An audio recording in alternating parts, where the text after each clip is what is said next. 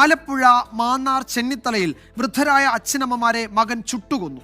ചെന്നിത്തല കോട്ടമുറിയിലെ 92കാരൻ രാഘവനെയും ഭാര്യ 84 വയസ്സുള്ള ഭാരതിയെയുമാണ് വീടിന് തീയിട്ട് ചുട്ടുകൊന്നത്. സ്വത്ത് എഴുതി നൽകാത്തതിന്റെ പകയാണ് കൊലപാതകത്തിന് കാരണമെന്നാണ് മകൻ വിജയന്റെ കുറ്റസമ്മതം. 2025 ആരംഭിച്ചതോടെ ഇതുപോലത്തെ വാർത്തകളാണ് നമ്മൾ ദിനം ദിനം കേട്ടുകൊണ്ടിരിക്കുന്നത് അല്ലേ. ഞാൻ വിചാരിച്ചു ഈ ഒരു ജനുവരി മാസത്തോടെ ഈ ഒരു വാർത്തയൊക്കെ ഒന്നും മാറിയിട്ട് ഫെബ്രുവരിയിലൊന്നും നല്ലൊരു വാർത്തകൾ കേൾക്കുമായിരിക്കുമെന്ന് പ്രതീക്ഷിച്ചു. പക്ഷേ ഫെബ്രുവരി 1-ന് തന്നെ നമ്മൾ കേൾക്കുന്ന വാർത്ത ഇതുപോലത്തെ ഒരു വാർത്തയായിരുന്നു. സാധാരണ കുറേ ആളുകൾ എപ്പോഴും പറയാറുണ്ട്, നമ്മുടെ കേരളം ഭയങ്കര സേഫാണ്, ഉത്തരേന്ത്യയിലാണ് ഭയങ്കര പ്രശ്നമുള്ളത് എന്നൊക്കെ പറഞ്ഞുകൊണ്ട് നമ്മുടെ ഇന്ത്യ രണ്ടായിട്ട് ഭാഗിച്ചിട്ടാണല്ലോ പല ചർച്ചകൾ നടക്കുന്നത്. ഉത്തരേന്ത്യയിൽ ഭയങ്കര പ്രശ്നങ്ങളാണ്, നമ്മുടെ കേരളം പോലുള്ള ഭാഗങ്ങളൊക്കെ ഭയങ്കര സേഫാണെന്ന്. പക്ഷേ ഇപ്പോഴത്തെ വാർത്ത വെച്ച് നോക്കുമ്പോൾ എവിടെയാണ് പ്രശ്നമില്ലാത്തത്? എല്ലാ സ്ഥലത്തും ഇതുപോലത്തെ പ്രശ്നങ്ങൾ ഉണ്ടായിക്കൊണ്ടേയിരിക്കുകയാണ് അല്ലേ. അതായത് ആളുകളുടെ മനോഭാവം മാറിക്കൊണ്ടിരിക്കുകയാണ്. ആളുകൾക്ക് എന്ത് പ്രശ്നങ്ങൾ നേരിടാനുള്ള ഒരു ധൈര്യം വന്നിരിക്കുകയാണ്. ആരെ കൊന്നിട്ടാണെങ്കിലും എന്ത് പ്രശ്നം വന്നാലും ഞങ്ങൾക്കൊരു പ്രശ്നമില്ല എന്ന രീതിയിലാണ് ആളുകൾ മുന്നോട്ട് പോയിക്കൊണ്ടിരിക്കുന്നത്. അത് ഒരു പക്ഷേ നമ്മുടെ നിയമത്തിലുള്ള പല ന്യൂനതകളായിരിക്കാം.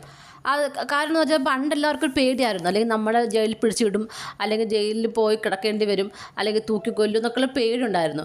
ഇപ്പോൾ അങ്ങനെയല്ല. ജയിലിൽ പോയി വയറ് നിറച്ച് ഭക്ഷണം കഴിക്കാം, അല്ലെങ്കിൽ കുറച്ച് നാൾ കഴിയുമ്പോൾ പുറത്ത് വരാം. കുറച്ച് നാൾ ജയിലിൽ പോയി നല്ലതുപോലൊക്കെ ഇരുന്ന് കഴിഞ്ഞാൽ ഈ പറഞ്ഞ ശിക്ഷയേക്കാൾ ഇളവ് കിട്ടും. സുഖമായിട്ട് ഭക്ഷണം കഴിയുക അല്ലേ. നമ്മുടെ അല്ലാതെ പുറത്താണെന്നുണ്ടെങ്കിൽ വല്ലതും കഴിക്കണമെങ്കിൽ നന്നായിട്ട് കഷ്ടപ്പെടണം.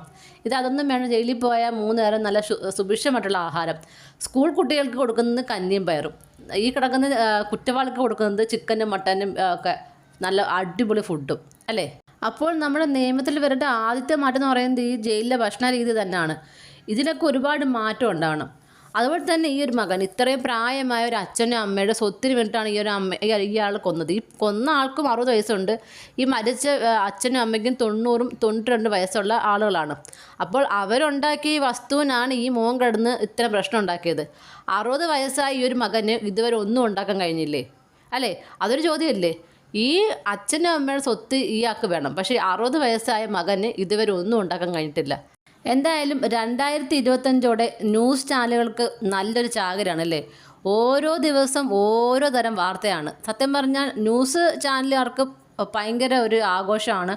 പക്ഷെ ഇത് കേൾക്കുന്ന സാധാരണക്കാരായ നമ്മൾക്ക് വയ്യ, ഞെട്ടിയൊരു പരുവായിരിക്കുകയാണ്. ഇനി ഞെട്ടൻ ഒന്നുമില്ല. ആ ഒരു അവസ്ഥയിലാണ് മുന്നോട്ട് പോയിക്കൊണ്ടിരിക്കുന്നത്.